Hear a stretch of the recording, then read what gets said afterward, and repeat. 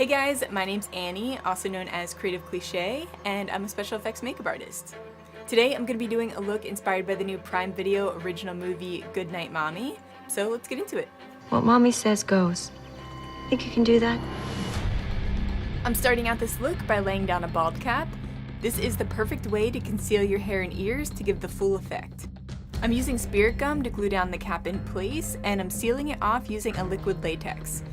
You don't need the seam to be hidden perfectly since we're going to be disguising it when we add texture.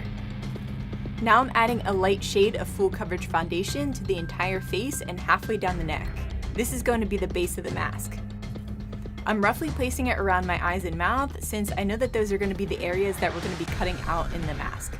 To create a textured look resembling stitching, I found a roll of burlap in my studio, so this should be perfect. I'm just trimming a small section to portray a seam. I coated one side of the piece with a light concealer, and I'm just pressing it into place to leave an imprint. I'm just continuing this across my whole face and down my neck. Once those lines are laid in place, it's time to clean up around the mask openings. I'm just grabbing a Q-tip with some makeup remover and I'm cleaning up around my eyes, my nose, and my mouth. Now that everything's cleaned up, I'm going into each cutout and I'm adding shading. I like using a mixture of brown and gray eyeshadows to create more of a natural shadow. So these are going to be the shadows that would naturally be cast if you were wearing a mask. When I feel like my lines are getting too defined, I just go in with the Q-tip to smudge it out and make it look a little bit more natural.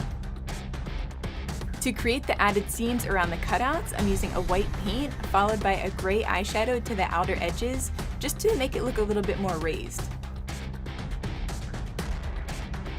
I'm realizing that the inner corners of my eyes need to be shaded just a little bit more, so I'm going back in with that brownish gray shadow. To give more of a Naomi Watts vibe, I just added a pair of blue contacts. I'm filling out my brows a little bit using a light brown brow pencil. I had a sage robe that I put on along with this simple necklace just to fit the vibe. And here's the finished look. I love the way this turned out, and I feel like this is such an iconic costume for Halloween. By the way, if you haven't seen this movie, you definitely need to check it out, and I hope you like the look. I gave you specific instructions. Stay where I could see you. Lucas lost his baseball glove. Stop talking!